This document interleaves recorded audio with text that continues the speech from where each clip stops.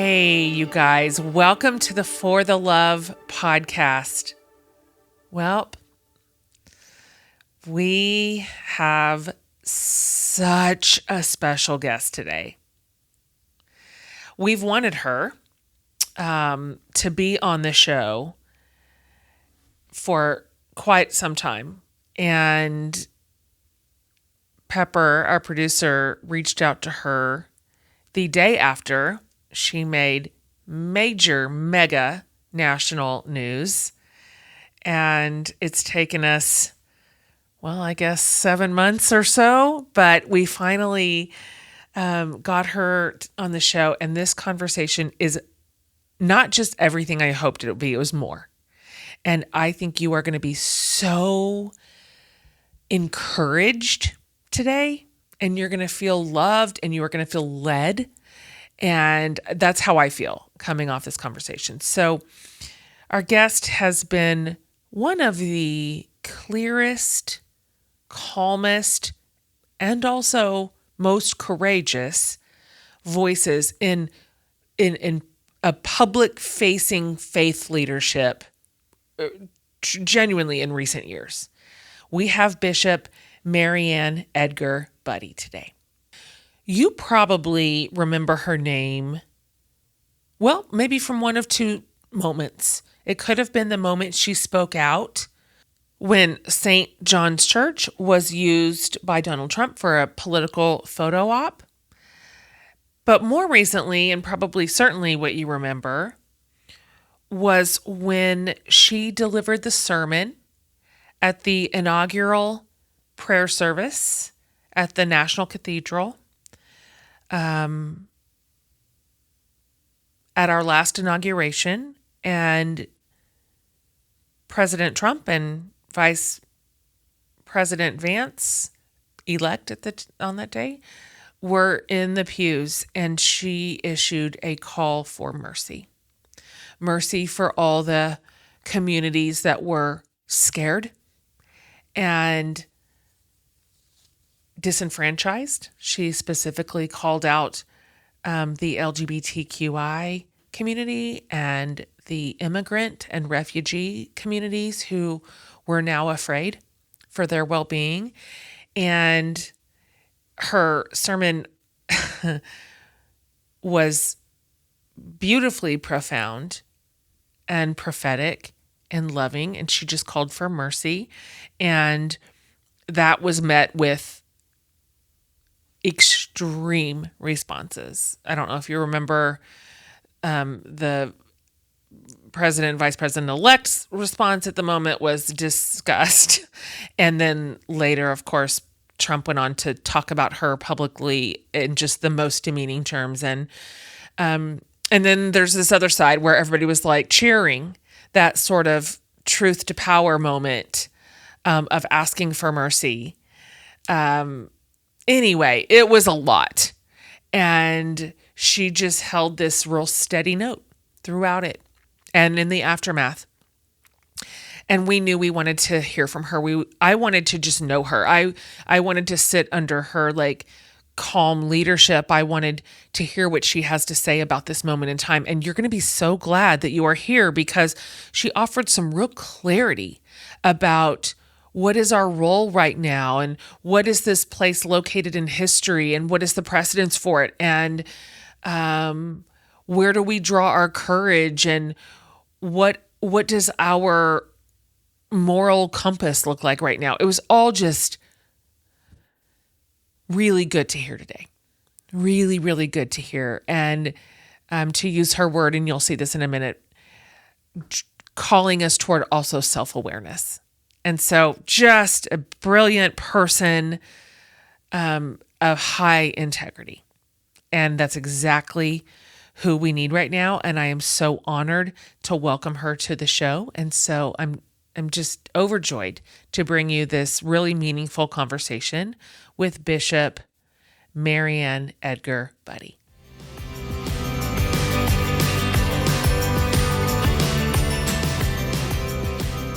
I'm so delighted that you are here, and I have followed you and just respected you so much from afar. And so the way that I have been looking forward to this morning to get to visit with you and to see you and to meet you.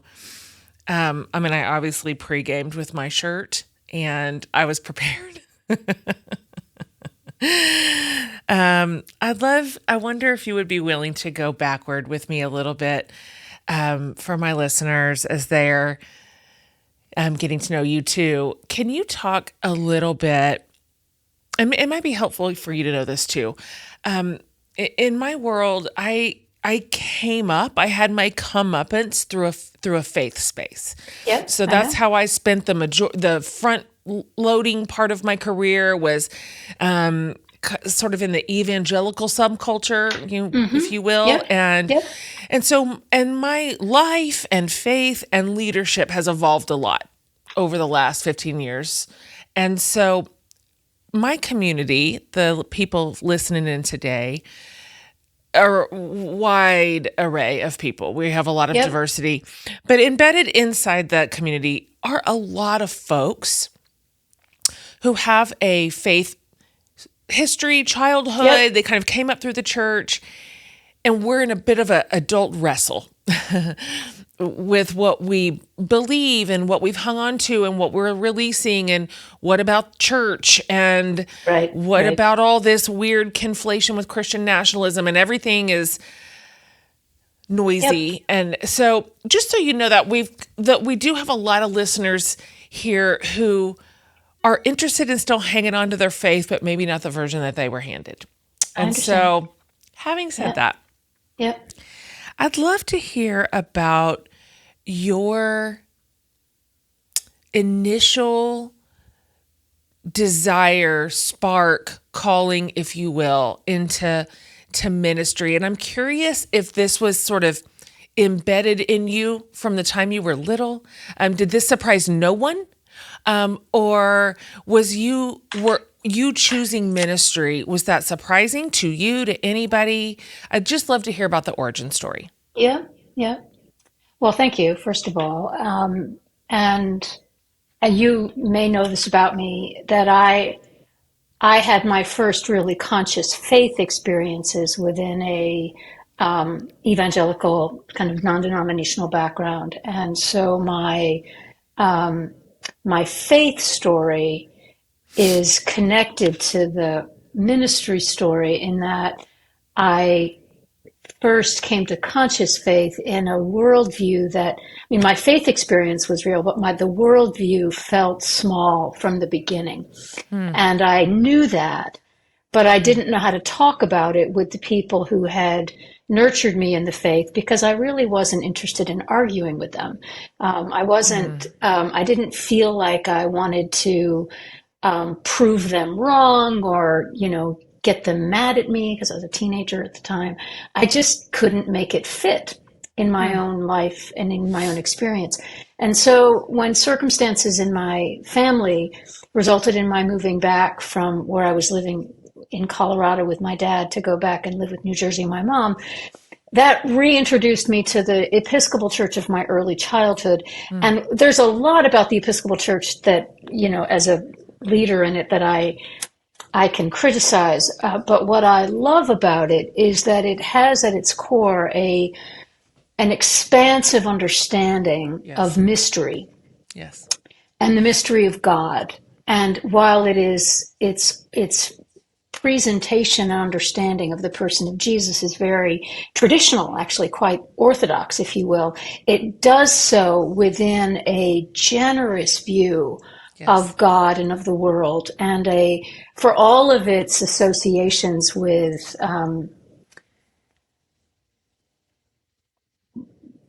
white superiority, I don't know how else to say it, with all of those historical associations, it still has this space. And I found myself so grateful for that as a young person.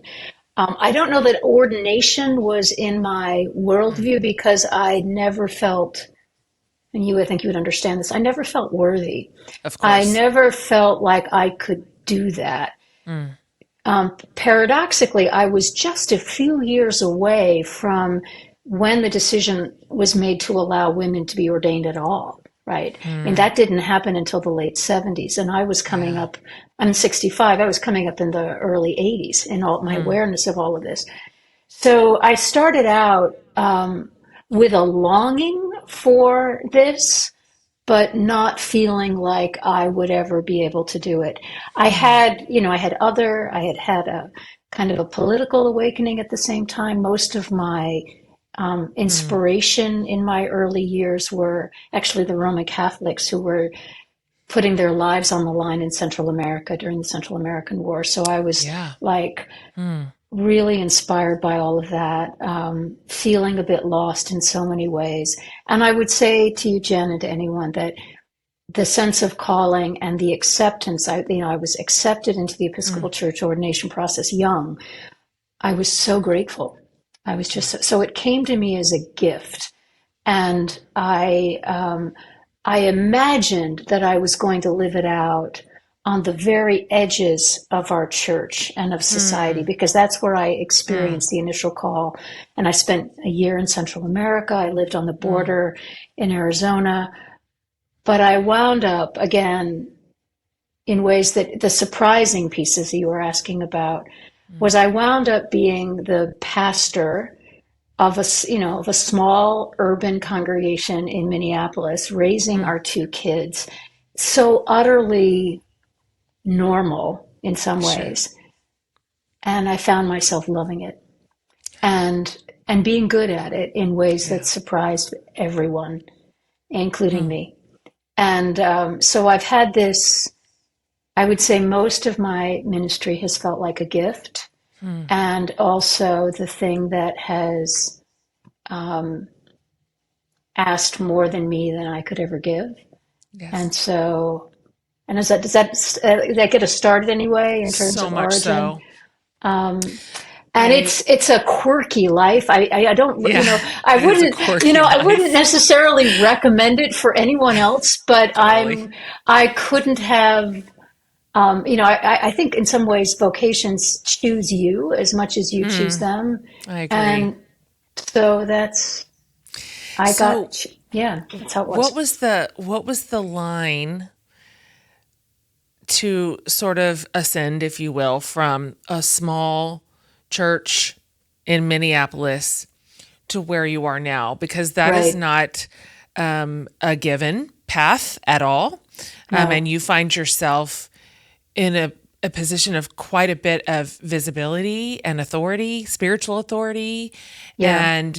And did you go willingly into this space? Because you have been thrust into quite a spotlight. Yeah. And it's a lot.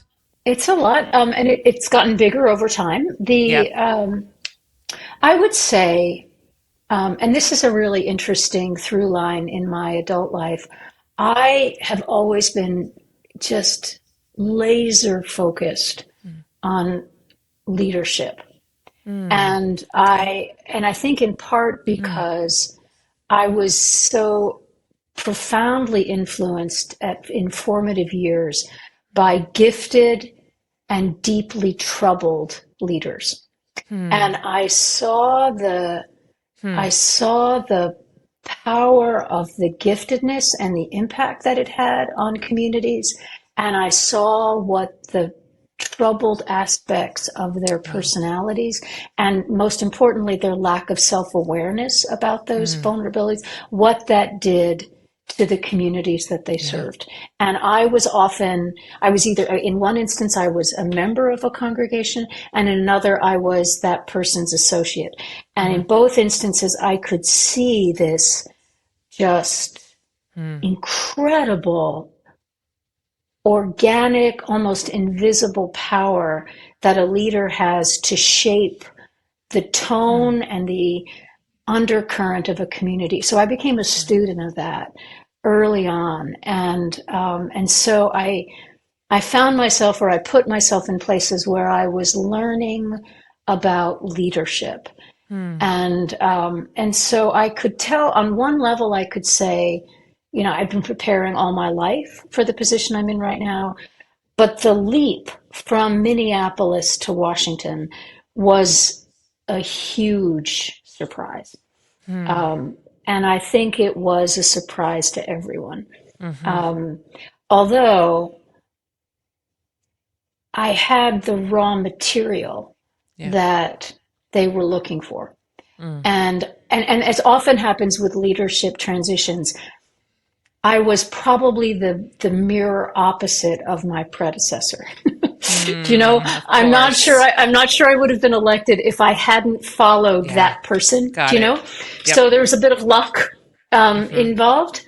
Um, uh, and also, you need to know, I mean, while the Bishop of Washington sounds like a really big public Mm. role and has moments like the one that probably propelled this conversation, the majority of Mm. my job is working with leaders of struggling congregations Sure. across 4 counties of Maryland and the District of Columbia. Yeah. So it's not That's as right. glamorous or as public Yeah. as people might imagine, except for those moments when Yeah. and I cultivate those moments carefully so I'm that sure you do. because they're sacred, number one, Mm. and it's a responsibility that that we don't take lightly. Mm. The um s- the ability to recognize and prioritize self-awareness Yeah, as a leader is so powerful because power is sometimes the greatest enemy of self-awareness, and totally, it will take us totally, right out of honesty, and everybody is really willing to like go along with it and just exactly. prop that person up a little higher. And so that could almost be the core difference between the two sort of types of leadership we are witnessing in our world right now. The I one would that is agree. self-aware and the one that is not. Hmm. And as you said, that invisible power, the energy that that creates as that trickles down is so consequential. And it Huge, does. It shapes dialogue, that shapes communities. At this point, it shapes legislation. And right? so that is no small thing to hang on to self-awareness. And this is why we respect you so much. That is so Mm. evident. It is so clear. Your integrity just stays steady. And I find myself craving that leadership so much that sometimes it just can put me under. And I know. to your point, I want to go back and I do want to talk about the inaugural prayer service. I know that you have just spent, I cannot even fathom how many hours at this point dealing with that deal. Yeah, You have been dealing.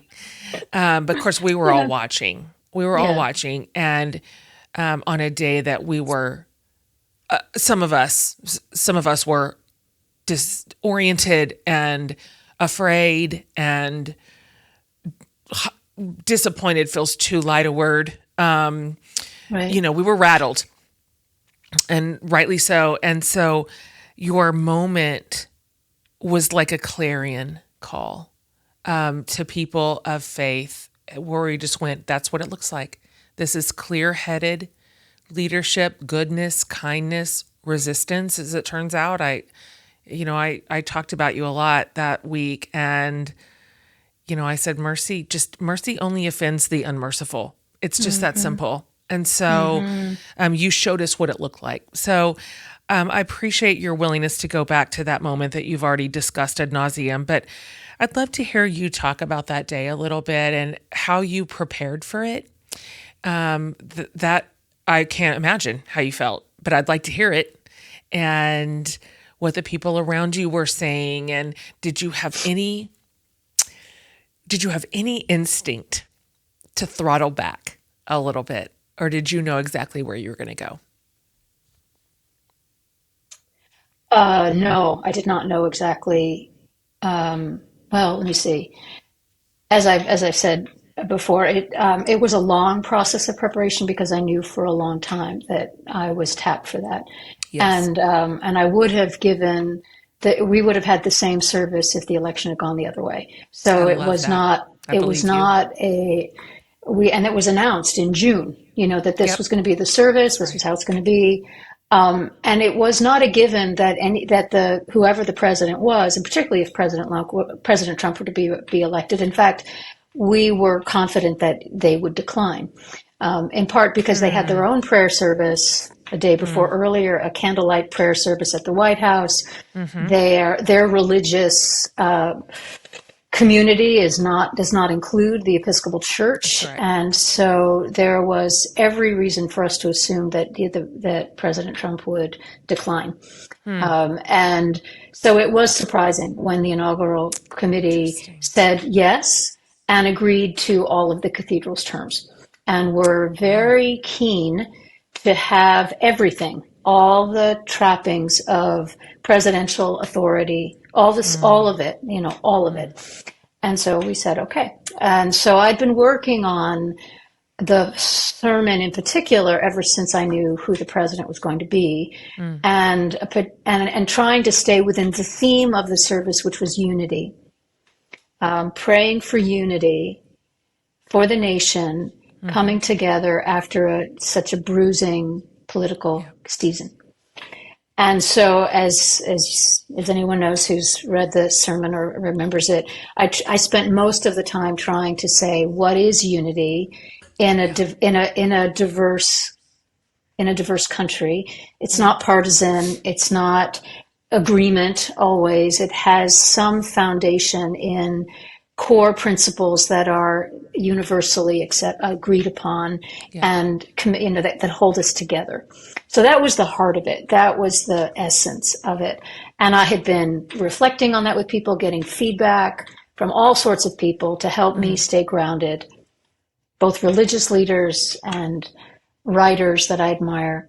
And somewhere in the last couple of days, this idea, I had three pillars foundations I felt I needed to speak to. One was honoring the dignity of every human being, and all the implications of that, honesty and humility, because we all have our blind spots. We need each other. We need and then this fourth, which wound up being mercy, kept circling back. I'm not sure I was the first one to name it, but is there a place for mercy?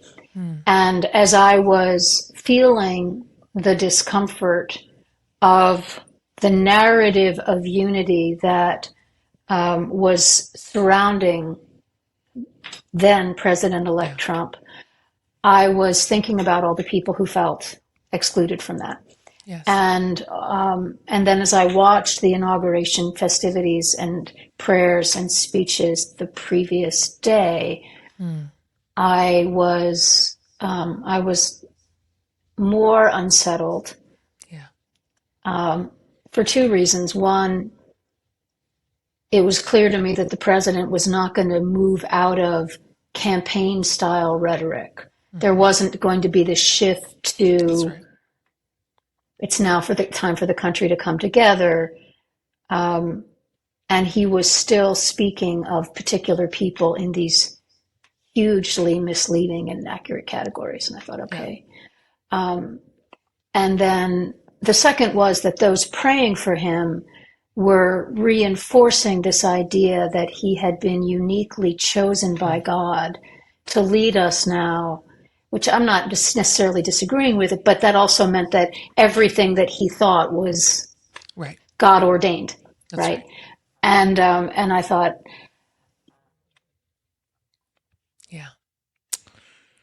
how, and like what you were saying, and I think I felt two things. I felt the responsibility to people I know and love and serve. Sure. That they were listening really hard. I had no idea who was going to be listening when we first got into the cathedral, Jen, because, mind you, we had to be there at 8:00 in the morning because of all security, right? Service wasn't until 11. these people had been partying all night long, right? And so it's like people didn't show up until like the very end. And I'm thinking I'm going to be speaking to an empty cathedral, and Sure. and it wasn't like this was broadcast from beginning to end. Mm. So I had no idea who would be listening, Mm. apart from the people in the room and the people I knew who would be listening because they wanted to know what I was going to say. Yeah. Right. And I felt I needed to be true to them. Yes. Right. The people I know and love. And also to the truth Yeah. that everybody in that room, including the president and the vice president, knew to be true. Right. There are just certain things that we know to be true. And I felt like somebody had to say them. Yes. And the thing that made it unusual, it's not like what I said was all that unusual. What made it unusual, I think, is that it's rare for someone as protected as this president to be penetrated by an alternative reality. That's right. And he clearly doesn't like it. You know, he clearly doesn't. We saw that with the recent, I don't know when you're posting this, but we just saw that recently. And he doesn't like when there's an alternative reality presented to him. So that I expected. You know, I expected that. I wasn't expecting the rest, right? Yeah. I'm not, because what I said was not that different from what you would hear in a lot of pulpits across the country. Of course. Right? I'd like to hear you talk about that a little bit because, boy, for a minute there, your world was just on fire. Right. And it was coming from every angle and it was brutal. And also, I can only imagine this very bizarre emotional whiplash you must have experienced because on one hand, to have the president of the United States speak of you in such derogatory terms to a nation, your name in his mouth in that way and to insult you and demean you so publicly. And then, of course, that's his camp who's just going to, rally around that, all of it. And then over here, you've got like the gin hat makers and we are standing on our chairs. Like our energy is the exact opposite, but that's also overwhelming. That's also overwhelming to feel the like hope of millions of people because you had this very rare moment to speak truth to power, which, as you mentioned, is very hard to do in this administration. Mm-hmm. So I'd like to hear how you managed those weeks and even months following the prayer service, trying to shoulder such competing responses that either way were extreme. Right. Because you're just a person. You're just a person. You found yourself in a really important position and you still are, but you're still just a person with a family and a job, and you've got to help your other pastors all the time, and you've got to do spreadsheets, and there's meetings and Zooms, and then you're also dealing with this. And so what were the practices that you put into place just to manage the fallout? Right. Well, on levels considerably less than what those few weeks represented, I've lived through times like that before that I would only describe as like a wave is washing over you. Like just imagine like you're right, you're just feeling the wave coming, or you're in that. So one of the things I've learned is that while that is happening, there isn't much I can do, right? Except to try to keep breathing and stay afloat, or if I get towed under, to keep the metaphor going, to find my way back to the service. So I can't say that I had any practices in that, in that tsunami of events, that other than just trying to keep breathing and my head above water. A lot of other people were affected by what happened. It wasn't just me. It was my entire the entire team, and we have a Totally. small team, right? My family, the wider church, there was so it wasn't like I was bearing it alone. And Yeah. I was doing I had a lot of concern for the systems and the people that were being overwhelmed. So we were shoring one another up as best we could, and trying to be both gracious to people coming toward us, without, while recognizing that within about 12 hours, there was no way we would be able to respond to all of it. Right. Absolutely. So, and then you've probably experienced some of that. You just can't after a while. So You cannot. we just had to, so I would say that there's simply when caught up in a moment, a cultural moment like that, there isn't a whole lot to do except to stay afloat. You're right. Some other things were put in place. We had to put some structures in place. And we also know that these things, they come and then they go. Right? They don't last. And that's actually helpful for me to remember, that these moments don't last. And the very people that might have me on the highest of pedestals today that can change in a day also. Sure. Right? Yep. That's not a permanent state. Either one is not a permanent state. And that's helpful for me to remember. And to not get too attached one way or the other, which is so good. Which that's easy to say. It's a lot harder to put in practice. But to remember that you mentioned, I mean, there is a letdown that happens after something like that, when everything goes away, which it does. And also a responsibility that I feel to the ongoing implications of the moment that we're in right now. Yeah, exactly. We're talking about a sermon, but it's not as if the world stopped on January 21st. So much is happening every single day. That's right. And the consequences of decisions being made.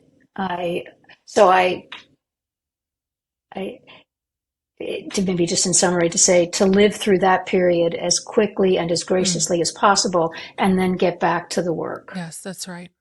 Yeah, it's because your sermon was in defense of real people and their real lives and the consequences of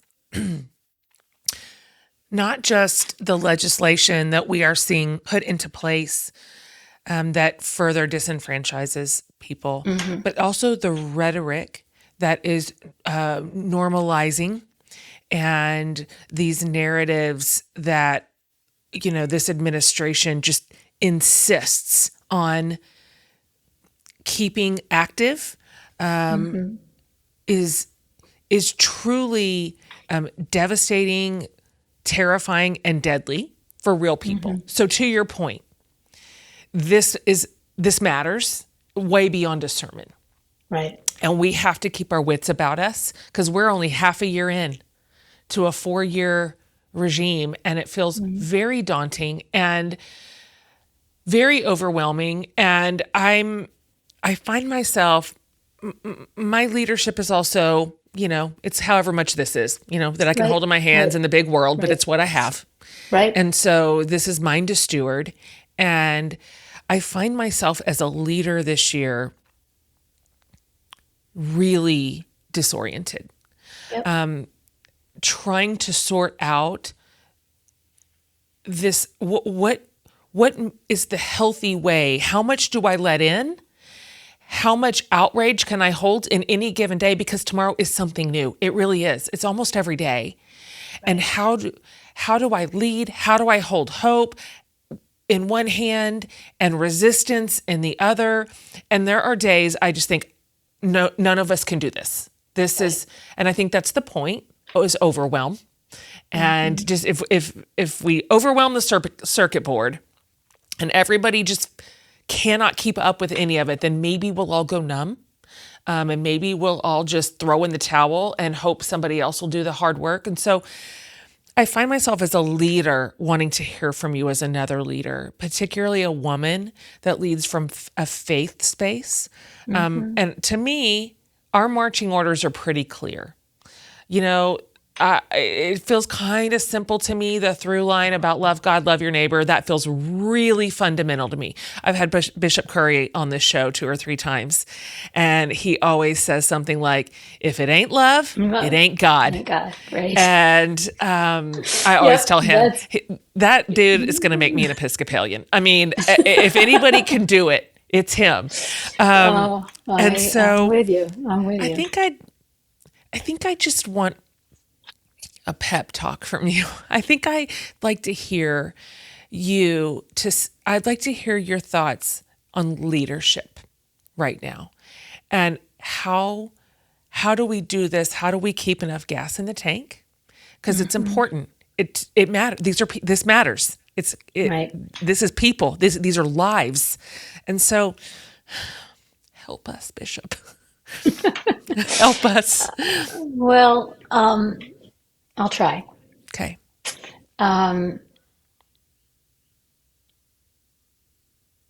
One of the things that I believe about leadership is that it is, as we sort of going back to earlier, it's a claim on our lives, right? It's a claim on our lives. And so to simply acknowledge that, right? It's a vocation. So that's the first thing. So it's, and that the call is rooted in a deeper source than what you or I or anyone has on our own, right? So that there may be moments when any of us may have like brilliant clarity, the perfect strategy, all the things that just work like clockwork to move something forward. Sure. And maybe maybe some people experience that all the time. That's not the kind of leadership I have known. Most of my leadership has felt like the boy offering his loaves and fishes to Jesus and say, this is what I've got, right? And feeling inadequate about it most of the time, but offering it nonetheless with the best that I have. And to be honest, Jesus doesn't always take it and make a miracle of abundance. I wish that were the case, but every once in a while, something, do you know what I'm saying? So it's like there's a certain amount of humility with leadership, and all the emotions that you describe are part of the calling to hold that, to create a space large enough inside to hold that. And then and this is where self-awareness comes in, I think. And then to ask yourself, me asking myself, like you said, here is my realm. What is the faithful task? That's a great question. What is the faithful task today?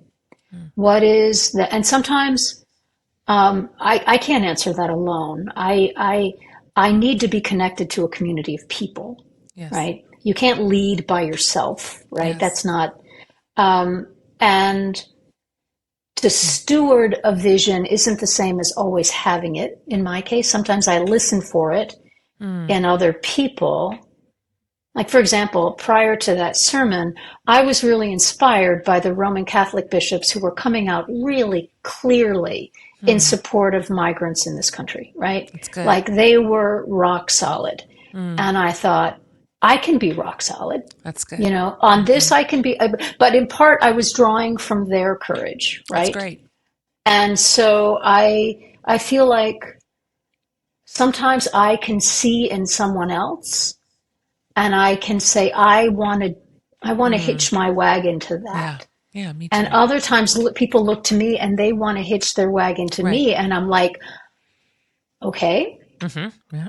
Does that make sense? Totally. So, and I have to say right now, you and I might be in a season where we will experience failure and disappointment more than we will a sense of accomplishment and success. You're Because we were not given a choice in terms of the era that we live in. I often think back to those who were struggling for racial justice and civil rights as Jim Crow was coming into its ascendancy. The 1910s, the 1920s, when things that had been hard fought for were just systematically stripped away, right? And it happened on the watch of a lot of people, including people who are honored in my church, right? And so, but that happened, and people had to persevere through those decades, the 30s, the 40s, the 50s, and then, Rosa Parks sits down on a bus, Martin Luther King has a speech, and that's not how things change, right? Things change over decades. And so sometimes I think, okay, so maybe I'm not going to be the one to see the shift that I pray will be there for my kids and my grandkids. Maybe I will, maybe I won't, but I don't know that matters as long as I do what I can to stay in the game. And because of where I am in my life right now, to put as much as I can into those who are coming up behind me. But does that make sense? It's like it's just like sort of lowering the expectations of accomplishment right now, so good. But to stay faithful. And now I'm listening now for people who are like, okay, that has the ring of truth to it, or that. Who are the people, both in the church world and in the secular world, who are either preserving institutions so that they can survive this time, or, and I've heard some say, look, I wouldn't have chosen the way they're going, that it's happening, but a lot is being dismantled right now, and we've got to be there to help rebuild. That's right. And I think, okay, now the stuff around the climate, that's where I worry the most, because, but things that are like, that we just don't have a lot of time for. That's where I start to lose sleep, I have to say. But we do what we can, right? And, I don't know if that was so much a pep talk as it was. It so is. And I appreciate you relocating this moment as it has historical precedence. You're right. It does. It feels so dire because it's our moment. It's our watch. It's our time. It's horrible. But you are so right. I recently had a friend of mine on the show. Her name's Austin Channing Brown, and oh yeah, oh gosh, yeah.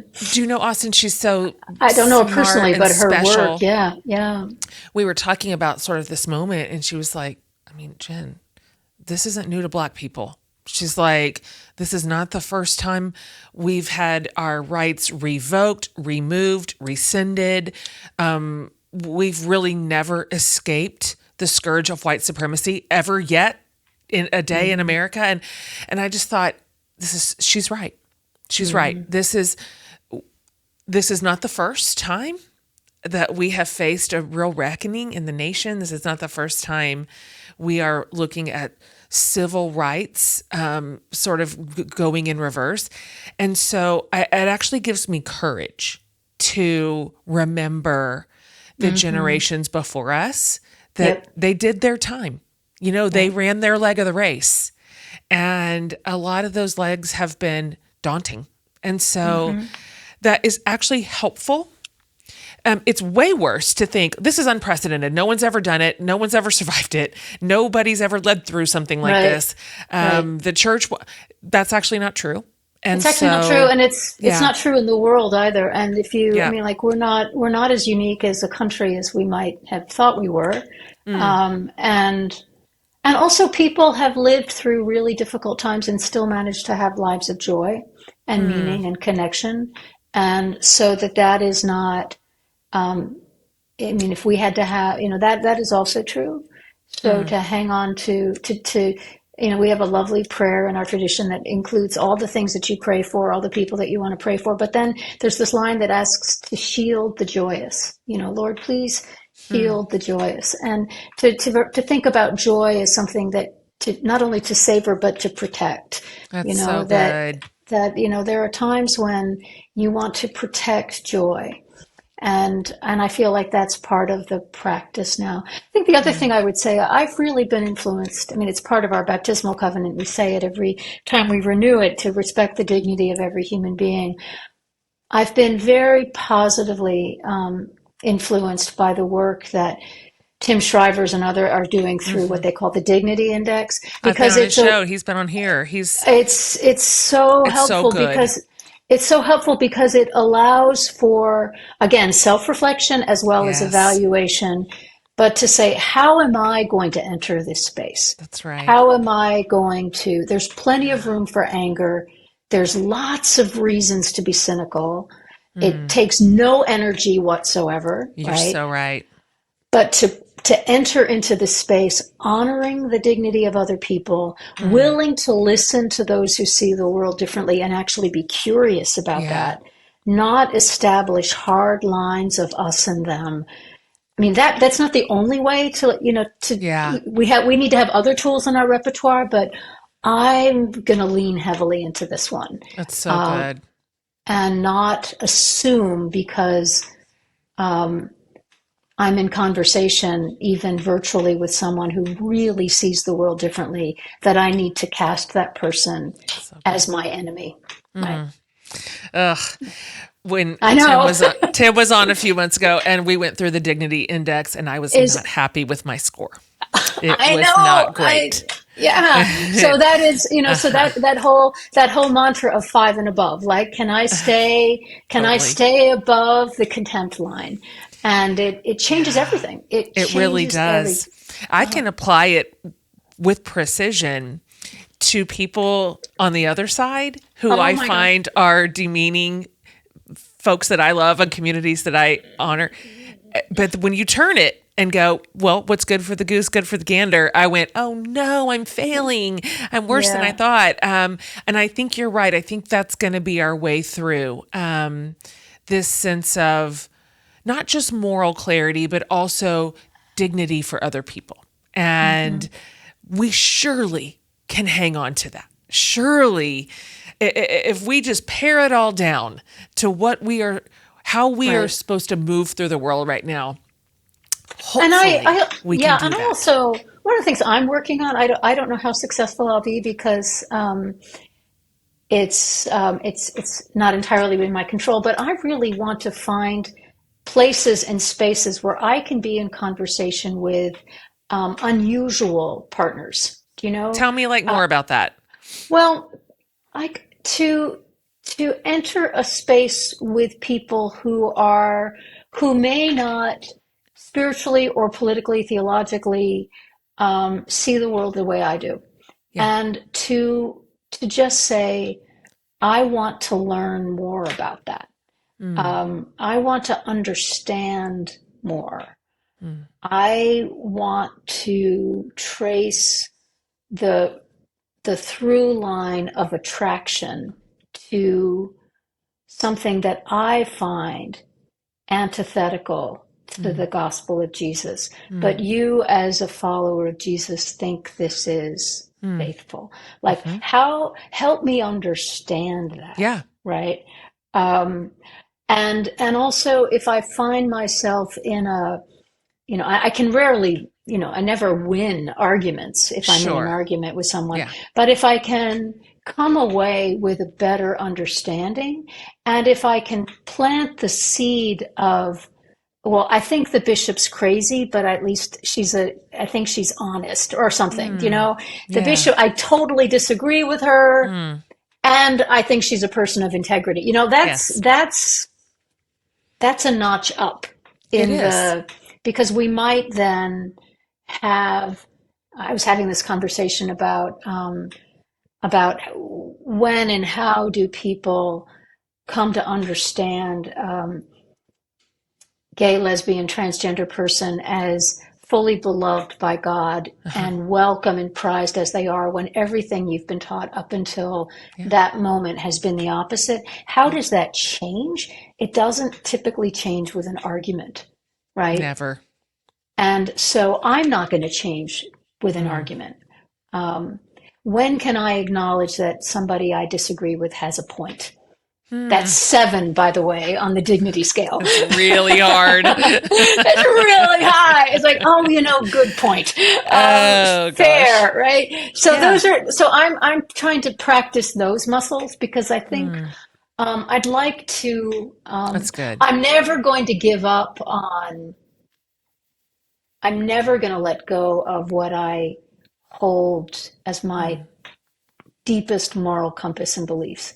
Yes. At the same time, I don't want to stop growing and learning and being willing to be changed because I'm asking that of other people, right? You're right. I wonder if you could even pull one out or distill it down either way. When you are having these conversations that are prioritizing proximity, dignity, mutual respect, not necessarily agreement, but just this way of being with somebody with such different beliefs, particularly when two people of faith look at the same thing and perceive it completely opposite. I'm curious what you have learned about this other person, I'm just holding them as a prototype, who says, oh no, I see that as a great good. Or I see that as an evil and you think the opposite. What are you learning about that person's motivation or experience or history or whatever it is that may layer on a tiny bit of understanding?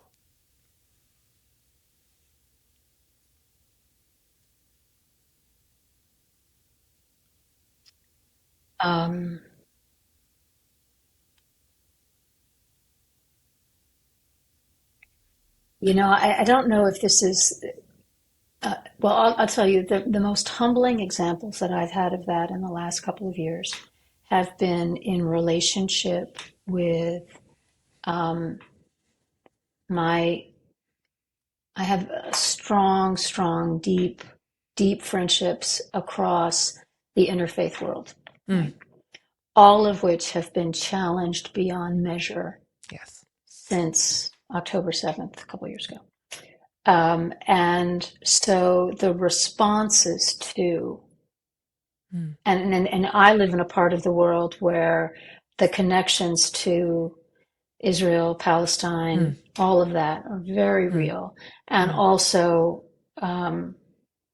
all of the conversations that have revolved around higher education in that time and all the things that were happening on campuses during the last few years. And I would say that in all of those instances, where people, there was just such divergent views and experiences and life moments. And what I can tell you about that, and I would say similarly in my conversations across the non-denominational world, I would say that life experience is life experience. And there is that it's impossible to chalk everything up to brainwashing by media outlets that I don't trust, right? There really is life experience that reinforces that reinforces a worldview, and that I'm humbled by that, right? Humbled by that. I would also say that I think all of us sometimes, and I would include myself in that, and I can see it more clearly in other people, but I think it's also true, that we're all kind of swept up by crowds of some form or another.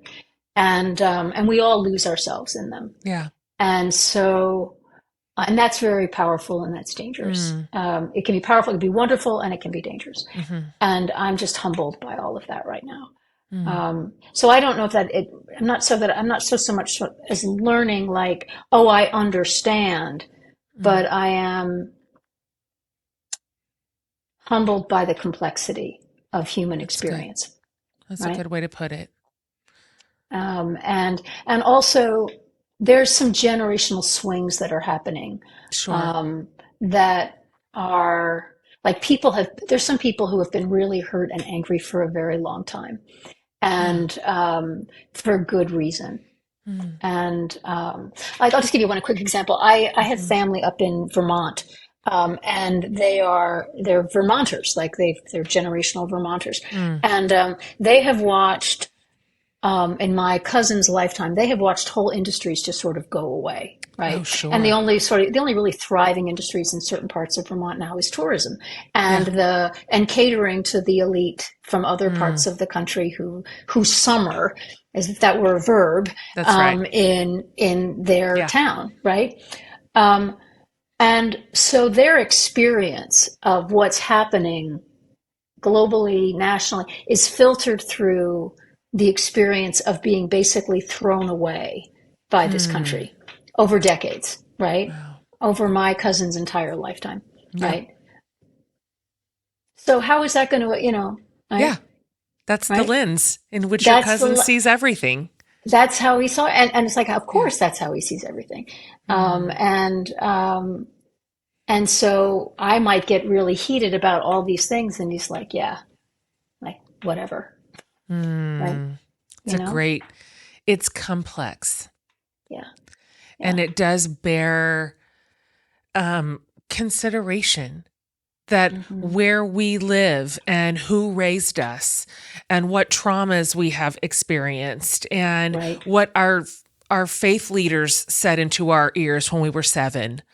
And that is quite a soup pot.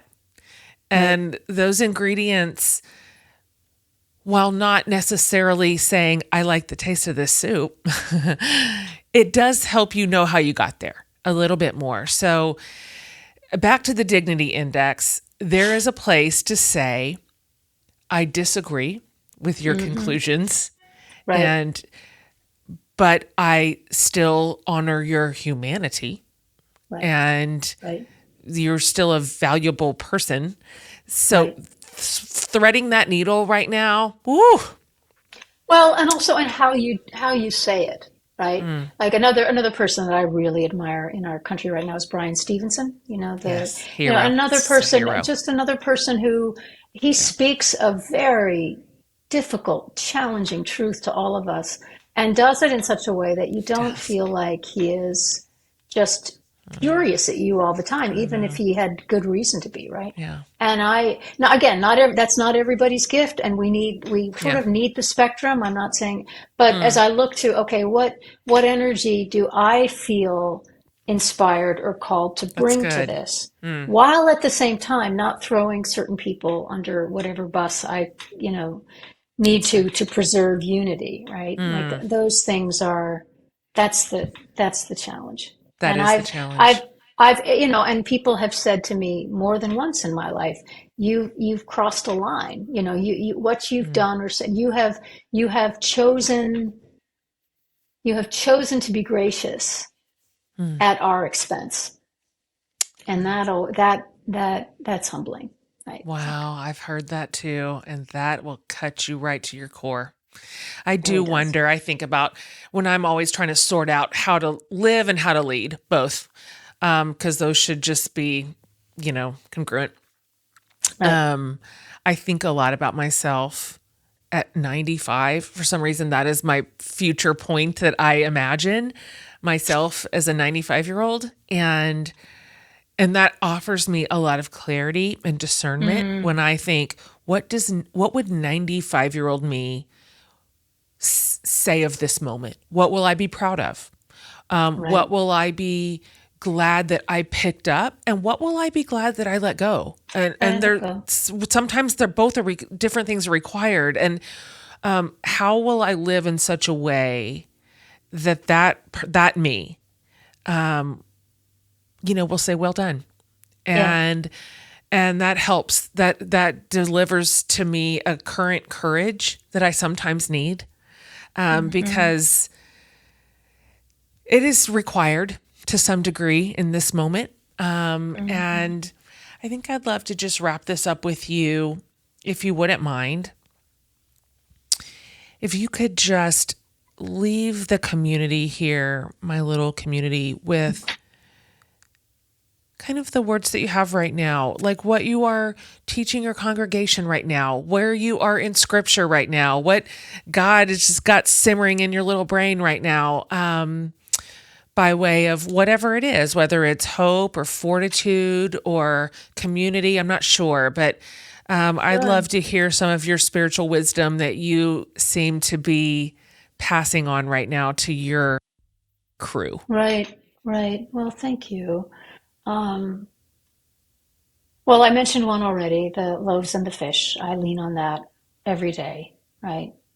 Um, the offering isn't necessarily what's needed, but the offering is what we have. And that if we offer what we have, so that's one. There's another moment in Jesus's life that I've been really struck with, and it only shows up in the Gospel of John. But he is basically it's sort of the equivalent. The more famous version of this is when he's in the Garden of Gethsemane and he asks for the cup of suffering to pass him by, if it be God's will, and then he says, "But not my will, yours be done," which is also powerful in its own sense.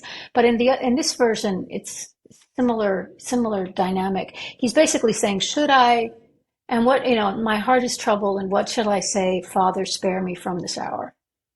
And then he says, "No. It is for this reason that I have come to this hour." And there's something about that. It's sort of that, what we were talking about earlier. It's like, I'm here. You're here. We're here. And we're here now. And there is a dignity to that. And a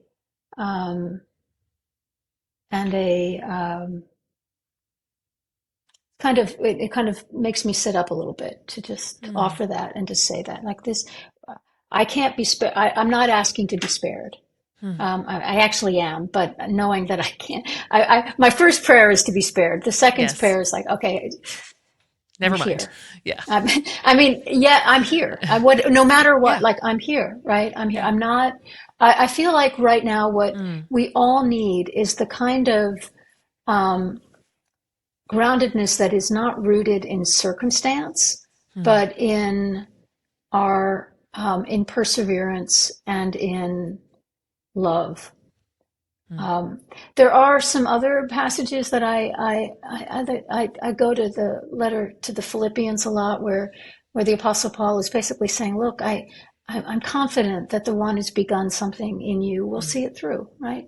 Maybe not the way you thought or the way you imagined, but there's that sense of we're not alone in this, right? It's not all entirely in our hands. And there's a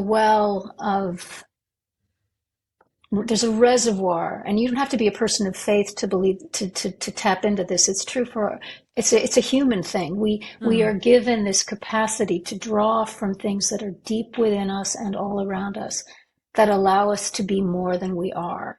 Yes. In given moment. It doesn't last, we can't, we're not superhuman, but there's a grace that we can, and I'm wanting all of us to trust that, even when, or especially when. And then finally, there's a poem or a song that was turned a writing. They say it was a writing on the wall of a concentration camp in Germany. I don't know if it's true, but this beautiful singer-songwriter, his name, who turned it into a hymn, and the refrain basically goes, "I believe in the sun, S-U-N. I believe in the sun even when it's not shining. And I believe in love. I believe in love even when I don't feel it. And I believe in God even when God is silent." And again, it's that sense of, there are certain things I'm going to hold on to, and how I feel on a given day, that will come and go. But I'm going to stay, even if I don't believe it. I want to be around the people who do still, and Yeah. will, pass the baton of belief, depending on who's got some strength at the moment. But Yeah. we're going to stay in this together. Beautiful. Yeah. Beautiful. And yeah. Well, that is a sermon. That's a whole Mm. sermon. Thank you. And thank you for your leadership right now, because you are here. We are Yep. here, and this is our We're moment. here. And Yeah. so what we do with it matters. And you have meant a lot to me, and I have learned from you, and I've drawn courage from you. It's contagious. It is. Your integrity is contagious. And there's something profoundly meaningful about holding steady for the Yeah. same values we've always believed in, and not letting them shape shift or take on new distorted meaning, but go, no, this is still the same thing. All this, it's always the same idea, generation to generation, and it's worth fighting for. It's worth hanging on to. And I'm so grateful to have spiritual leaders that are honorable like you, and trustworthy, self-aware.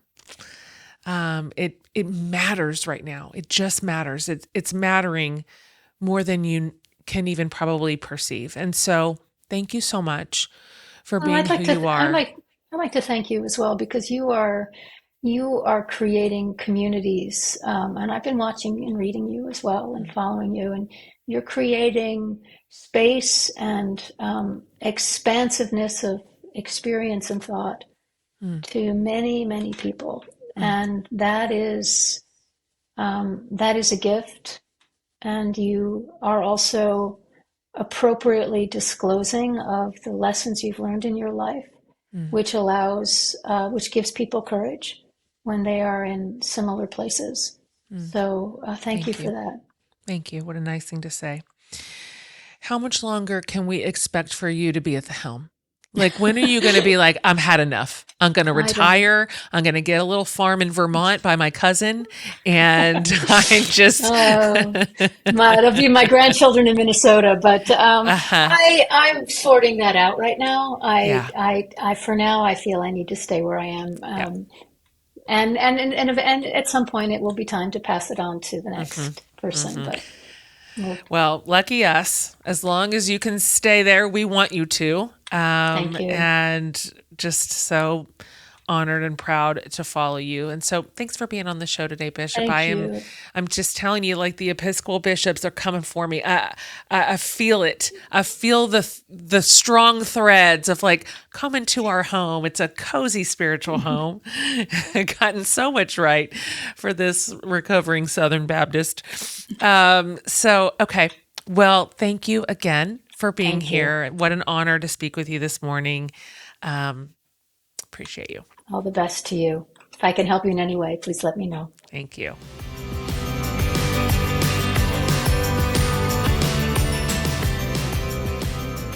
All right, you guys. I hope that meant as much to you as it did to me. And anybody who is able to sort of just cut through the fog right now and offer moral clarity and a sense of calm and dignity, I am searching for. And that is certainly what the bishop has given us. And so if this is a great episode to share, if you go over to jenhatmaker.com under the podcast tab, first of all, we'll have this whole show and all the show notes and everything you need if you'd like to share it with your community. Also, we have a way to contact us over there. There's a send voicemail button on that page, and all you do is press it, and you can leave a message for us and tell us what you heard today, or what this meant to you, or what you are learning, whatever you'd like to add to the conversation. We are, or a question you'd like to ask. We listen to all of those, and we gather those into whole episodes that we devote to listener questions and responses. And so thank you for taking part in the podcast in that way. It's meant a lot to us, and we love hearing from you. So thank you for being here today. And we hope to always bring guests and conversations that matter. And we've done that today for sure. And so glad you're here. We care about this community so much, and we'll see you next week.